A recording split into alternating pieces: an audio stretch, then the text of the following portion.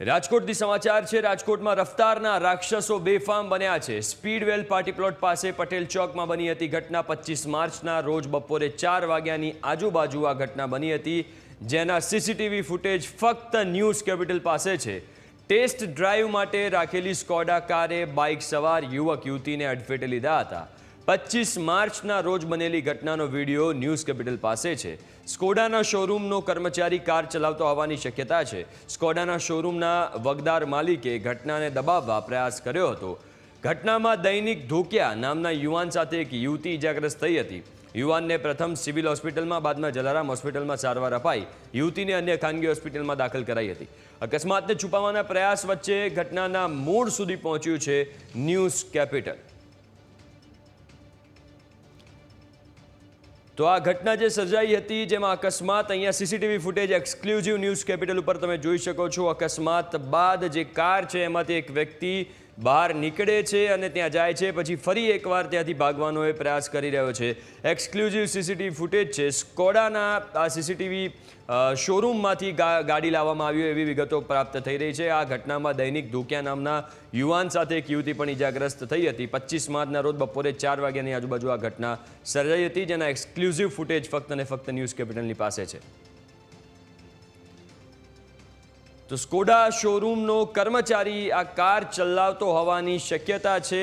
Skoda શોરૂમના વગદાર માલિકે આ ઘટનાને દબાવવાનો પ્રયાસ કર્યો હતો અને આ ઘટનાના એક્સક્લુઝિવ ફૂટેજ ફક્ત અને ફક્ત ન્યૂઝ કેપિટલની પાસે છે। આ સીસીટીવી ફૂટેજ જે તમે સ્ક્રીન ઉપર જોઈ શકો છો, જેમાં એક ટુ વ્હીલરને એક કાર અડફેટે લે છે, જેમાં ટુ વ્હીલર ઉપર 2 વ્યક્તિ બેઠા હતા, એક યુવક અને યુવતી। એ ફંગોળાઈને બીજી બાજુ પડે છે, એટલે આ સ્થિતિ ત્યાં સર્જાઈ હતી। ઘટના સર્જાઈ એ બાદ આ ઘટનાને દબાવવાના અનેક પ્રયાસો પણ થયા। એવી પણ વિગતો છે કે ટેસ્ટ ડ્રાઈવ વખતે શોરૂમમાંથી કાર બહાર કાઢવામાં આવી હતી ને ત્યારે આ ઘટના સર્જાઈ હતી, એવી વિગતો પ્રાપ્ત થઈ રહી છે।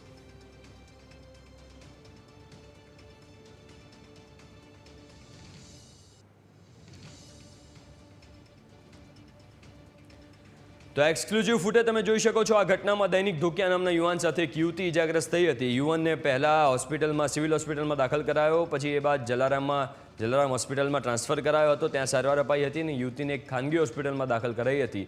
અકસ્માતને છુપાવવાના પ્રયાસ વચ્ચે ઘટનાના મૂળ સુધી ન્યૂઝ કેપિટલ પહોંચ્યું છે। થોડા દિવસો પહેલા રાજકોટમાં જ બીજો એક કિસ્સો પણ સર્જાયો હતો, જેમાં પણ પરિવારે એવા આરોપ લગાવ્યા હતા કે 2 વગદાર લોકો છે જે આખી ઘટના અને હિટ એન્ડ રનની ઘટનાને દબાવવાનો પ્રયાસ કરી રહ્યા છે। ત્યારે આ બીજી એક ઘટના સામે આવી છે। સ્કોડાના શોરૂમમાંથી ગાડી લઈને, ટેસ્ટ ડ્રાઈવ લઈને તેનો જ કોઈ કર્મચારી નીકળ્યો એવી પ્રાથમિક વિગતો છે અને ટુ વ્હીલર ઉપર હતો, જ્યારે રસ્તામાં 2 વ્હીકલ જઈ રહ્યા હતા અને એક વ્હીકલ જઈ રહ્યું હતું, એની ઉપર 2 લોકો બેઠા હતા, એને અડફેટે લઈ લીધા અને એના એક્સક્લુઝિવ ફૂટેજ તમે સ્ક્રીન ઉપર જોઈ શકો છો કે ગાડી પણ ઓવર સ્પીડમાં હતી। જે ટુ વ્હીલર ઉપર 2 લોકો બેઠા હતા એ ફંગોળાઈને પડ્યા હતા। એક વ્યક્તિ જે બેમાંથી એ ગાડીની ઉપર જ પડ્યું હતું અને પછી ગાડીની બહાર નીકળે છે જે તે વ્યક્તિ, એ જોવા જાય છે, પછી દોડીને પાછો કારની બાજુ આવે છે। આ સીસીટીવી ફૂટેજ એક્સક્લુઝિવ ન્યૂઝ કેપિટલની પાસે છે। આપણને બધાને ખબર છે કે છેલ્લા ઘણા સમયથી જે છે હિટ એન્ડ રનની ઘટનાઓ એટલી બધી વધી ગઈ છે। રાજ્યભરમાં હિટ એન્ડ રનની ઘટનામાં વધારો થયો છે કે જેની કોઈ હદ નથી। અવારનવાર આંતરે દિવસે હિટ એન્ડ રનની ઘટના સામે આવતી હોય છે। ત્યારે આ તસવીરો તમે જોઈ શકો છો, એક્સક્લુઝિવ ફૂટેજ તમે જોઈ શકો છો કે જે રાજકોટના છે। રાજકોટથી સંવાદદાતા ઋષિ વધુ વિગતો સાથે આપણી જોડે લાઈવ જોડાયા છે। ઋષિ, હમણાં 2 દિવસ પહેલાની જે ઘટના હતી, એક પરિવારે આક્ષેપ કર્યો હતો કે એમના દીકરાને અડફેટે લેવામાં આવ્યો ન્યારી રોડ ઉપર અને પછી એમની જોડે ન્યાય કરવામાં નથી આવતો, એવી એક ઘટના સામે આવી હતી। હવે આ બીજી ઘટના છે જેમાં હિટ એન્ડ રનની ઘટના છે। સ્કોડાના શોરૂમમાંથી ગાડી લેવામાં આવે છે ટેસ્ટ ડ્રાઈવમાં અને એક વ્હીકલ જેની ઉપર 2 લોકો બેઠા છે એને અડફેટે લેવામાં આવે છે અને પછી ઘટનાને દબાવવાનો પ્રયાસ કરવામાં આવે છે। શું વિગતો પ્રાપ્ત થઈ રહી છે?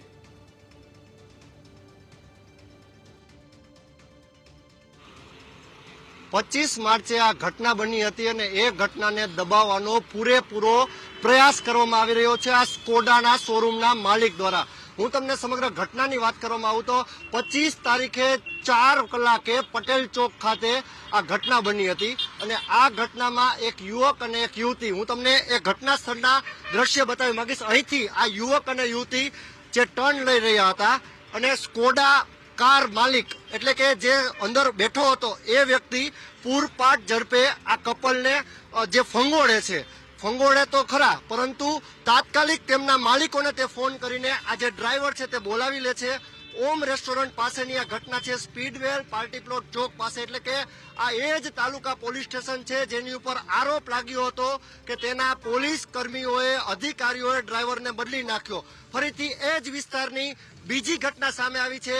તેમાં તો એ પ્રકારનું સામે આવ્યું છે કે કોઈ પોલીસ ફરિયાદ જ થઈ નથી. ન્યૂઝ કેપિટલ પાસે એક વિડીયો આવ્યો અને વિડીયોના મૂળ સુધી ન્યૂઝ કેપિટલ પહોંચ્યું છે.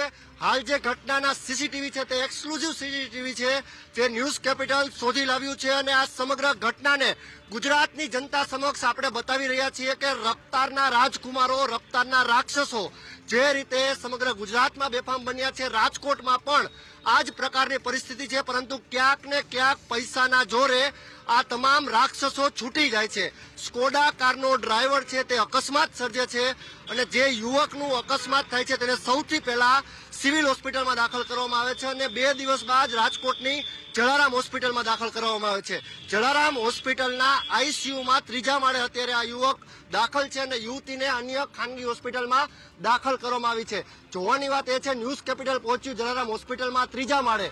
એ પિતા સાથે પણ વાત કરી, પરંતુ પિતા કહી રહ્યા છે કે ભાઈ અમારા ખિસ્સામાં 10,000 રૂપિયા પણ ઈલાજના નથી. જે સ્કોડાનો જે ડ્રાઈવર હતો તેને કહ્યું, તેના સાહેબો અમારી પાસે આવ્યા, તેને કહ્યું કે ચિંતા ન કરતા, ખર્ચો અમે આપી દેશું, તમારો દીકરો એ અમારો દીકરો જ છે. પરંતુ હાલ આઈસીયુમાં આ યુવક છે, જિંદગીની કોઈ કિંમત જ નહીં, પૈસા ફેંક તમાશા દેખ, આ પ્રકારના કિસ્સાઓ રાજકોટમાં વધી રહ્યા છે. જે અકસ્માત છે, જે સીસીટીવી છે, ખૂબ જ ગંભીર અકસ્માત છે. પોલીસ પણ આરોપીઓને છાવરતી હોય તેવું સ્પષ્ટ લાગી રહ્યું છે, કારણ કે સિવિલમાં દાખલ થાય તો એમએલસી રિપોર્ટ થયો જ હોય, પોલીસે તેનું નિવેદન લીધું જ હોય, તો શા કારણે વધુ વિગત સામે ન આવી?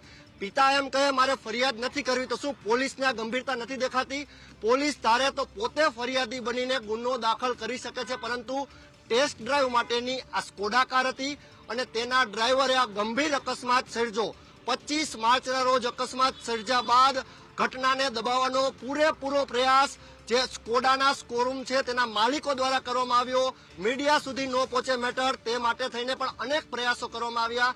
જે પિતા છે તે પોતે પોતાના મોબાઈલમાંથી મને એક ભાઈ હારે વાત કરાવે છે, તેમાં સ્ક્રીનમાં નામ આવે છે કે શ્રીનાથજી સ્કોડા રાજકોટ, અને એ ભાઈ મને એમ કે છે કે ભાઈ મારા પરિવારજન છે, અમારે ઇન્ટરવ્યુ નથી આપવું. ત્યારે મારા દ્વારા જેને કહેવામાં આવ્યું કે તમે સ્કોડાના શોરૂમમાંથી બોલો છો, તો તમારો આ પરિવારજન કઈ રીતે થયો? તમારી ગાડીએ તો અકસ્માત સર્જ્યો છે. આ સાંભળતાની સાથે જે માલિક મને કહે છે કે તમે ન્યૂઝ કેપિટલ ચેનલમાંથી છો તો તમને ફોન આવી જશે, આ પ્રકરણ લેવાનું નથી થતું. આ પ્રકારના શબ્દો તેને એક પિતાના મોબાઈલમાંથી મને કહ્યા છે. એટલે સમજી શકો છો કે ઘટનાને દબાવવાનો પૂરેપૂરો પ્રયાસ આ જે રફતારના રાક્ષસો છે તેના દ્વારા કરવામાં આવી રહ્યો છે. હાલ તો અત્યારે ન્યૂઝ કેપિટલ પાસે આ સમગ્ર પ્રકરણ આવ્યું છે, ત્યારે જોવું એ રહેશે કે પોલીસ શું કાર્યવાહી કરશે. જી બિલકુલ ઋષિ, એટલે અહીંયા બીજી વાર પોલીસની કામગીરી પર જ એટલા જ સવાલ ઉઠી રહ્યા છે. પરાગની જે ઘટના હતી એ સમયે પરિવારે આક્ષેપ કર્યા હતા કે અમારી વાત સાંભળવામાં નથી આવી રહી. બીજી બાજુ હવે 25 માર્ચે એ ઘટનાના 3-4 દિવસ પછી આ ઘટના બની છે, જેમાં પણ હિટ એન્ડ રનની ઘટના, જે પણ ઘટના દબાવવાનો પ્રયાસ કરવામાં આવ્યો, ખુદ તમને ફોન કરવામાં આવે છે કે આ ઘટનાનું પ્રકરણ નથી લેવાનું, આનું કવરેજ નથી કરવાનું. એટલે આ ઘટના ખૂબ જ ગંભીર છે.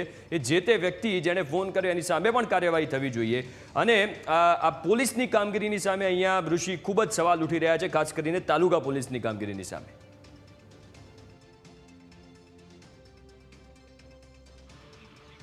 25 માર્ચે જ્યારે આ ઘટના બની ત્યારબાદ સ્કોડાના જે કોઈ માલિકો હોય કે કર્મીઓ હોય, સતત આ પરિવાર સાથે તેઓ રહે છે તેવી વાત પણ ન્યૂઝ કેપિટલ પાસે આજે આવી.